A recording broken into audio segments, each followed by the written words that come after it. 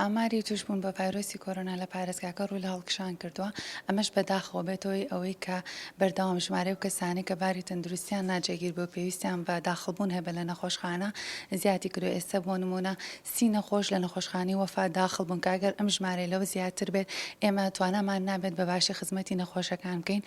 کێشەمان بۆ دروستە بێت لە داوینکردنی ئۆکسجین و ئەو چارەسەرانی کە پێویستن بۆ نەخۆشەکان. بەداخەوە ئێمە چەند جارێک داوامان کردو بۆ نمونە خەزانی ئۆکسیجین لە پارێزگای هەڵەبجێنێ ئێمە بەردەوام لە پارێزگای سلێمانی و ئۆکسیجینمان بۆ دێت.